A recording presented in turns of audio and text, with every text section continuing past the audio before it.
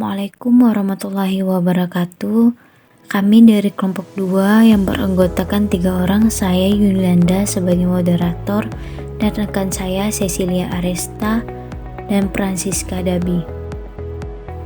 Di sini kami akan mempresentasikan tentang strategi pemerintah dalam penggunaan dana desa Donoharjo, Kecamatan Nganglik, Sleman, Daerah Istimewa Yogyakarta. Dana desa adalah dana yang bersumber dari anggaran pendapatan dan belanja negara yang diperuntukkan bagi desa yang ditransfer melalui anggaran pendapatan belanja daerah, kabupaten, atau kota dan digunakan untuk menandai penyelenggaraan pemerintah, pelaksana pembangunan, pembinaan masyarakat, dan pemberdayaan masyarakat. Oleh karena itu, dana desa merupakan bagian dari pendapatan asli desa yang bersumber dari pendapatan transfer. Ilustrasi penyaluran dana desa dari pusat diturunkan ke kabupaten atau kota, dari kabupaten atau kota diturunkan ke desa melalui sosialisasi penggunaan dana desa oleh kabupaten atau kota kepada desa. Dari desa bisa mengajukan kebutuhan desa sesuai prosedur dan aturan yang berlaku. Dari desa diturunkan ke produsen atau supplier. Desa membuat perdas atau penggunaan dana desa sesuai prosedur atau perkat. Penggunaan dana desa.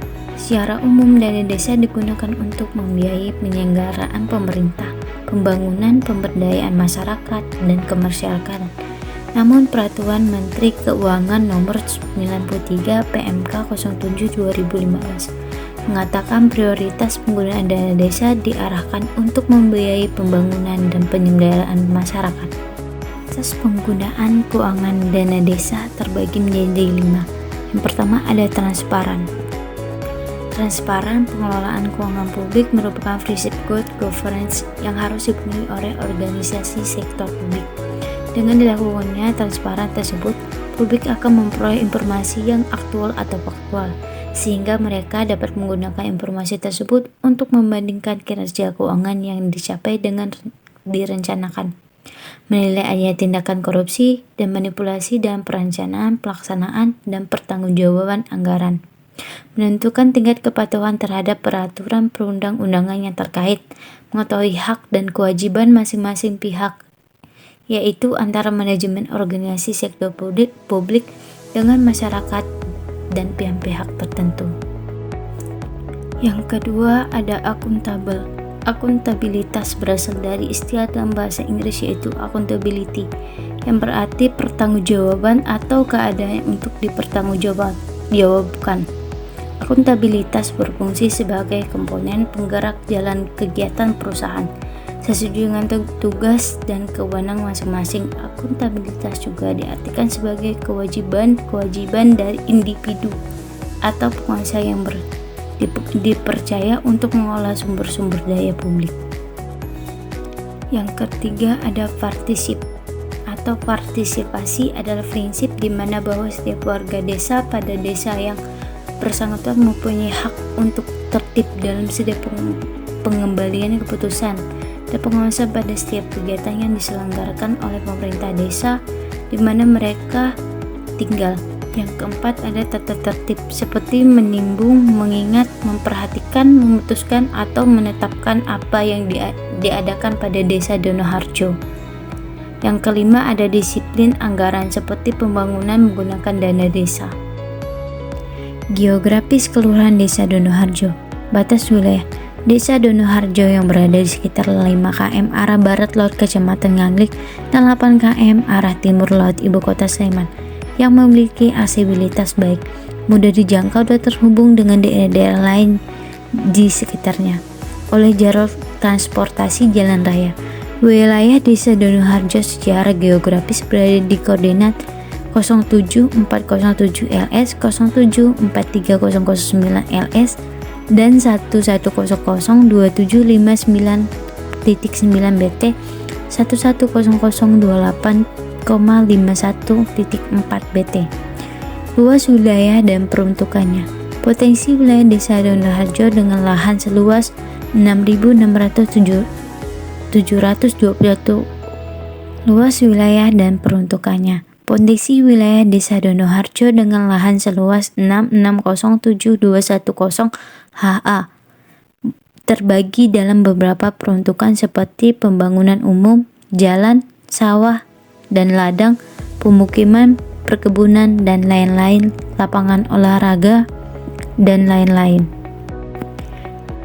Visi dan misi Desa Donoharjo. Misi Desa Donoharjo terbagi menjadi 3. Yang pertama, pemberdayaan lembaga-lembaga keagamaan dan lembaga kemasyarakatan. Yang kedua, membangun dan mendorong terciptanya pendidikan yang murah, berkualitas, dan meningkatkan kemampuan iptek dan keterampilan warga. Yang ketiga, sistem informasi desa dikelola oleh pemerintah desa dan dapat diakses oleh masyarakat desa dengan semua pemangku kepentingan. Visi terwujudnya Donoharjo yang Sitman dan Sri Gunung. Berikut adalah jumlah kartu keluarga. Jumlah kartu keluarga pada tahun 2020 di Kelurahan Donoharjo adalah 5.651 KK dengan kepadatan 1.938 jiwa per kilometer. Beberapa jumlah KK ini kemudian mendapatkan bantuan langsung tunai desa karena BLT desa ini diperuntukkan bagi keluarga miskin atau rentang miskin, bukan untuk perorangan. Sarana dan prasarana Desa Donoharjo.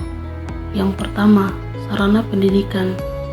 Di tabel ini terdapat beberapa gedung sebagai sarana pendidikan, mulai dari gedung PAUD, gedung SD, gedung SMP, serta gedung SMA, dengan jumlah total 42 gedung. Dengan jumlah gedung terbanyak, yaitu gedung PAUD yang berjumlah 27 gedung atau 62,2% dari total sarana pendidikan yang ada di Kelurahan Donoharjo. Fasilitas pendidikan yang ada di Kelurahan Donoharjo tentunya dapat menunjang tingkat pendidikan masyarakat desa yang nantinya akan berpengaruh terhadap jumlah penerima bantuan langsung tunai desa. Dikatakan demikian karena menurut penelitian antara tingkat pendidikan dan fasilitas pendidikan di suatu wilayah ini saling berkaitan. Contohnya, di suatu wilayah tidak ada fasilitas pendidikan sama sekali. Bagaimana masyarakat di wilayah tersebut akan mengenyam pendidikan dengan baik?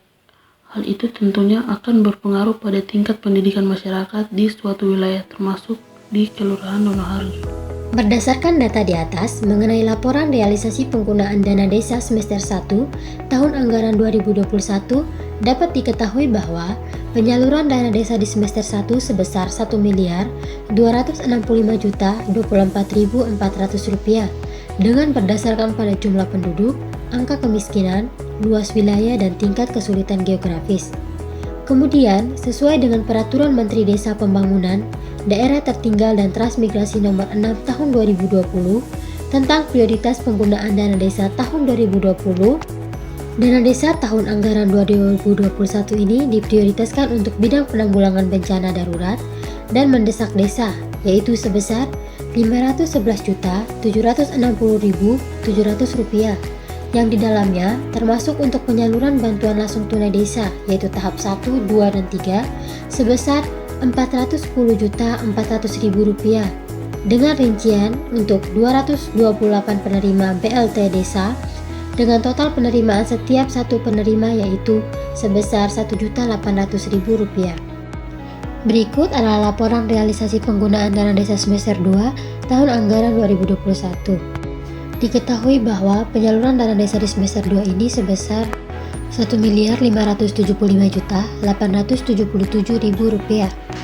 Penyaluran kepada bidang pelaksanaan pembangunan desa yaitu sebesar Rp542.558.600.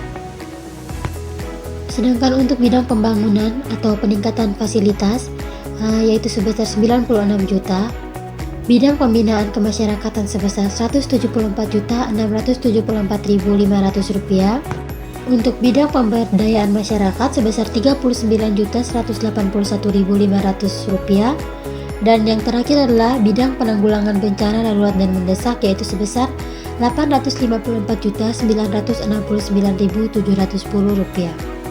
Sekian presentasi dari kami tentang strategi pemerintah dalam penggunaan dana desa Donoharjo. Kurang dan lebihnya kami mohon maaf. Terima kasih.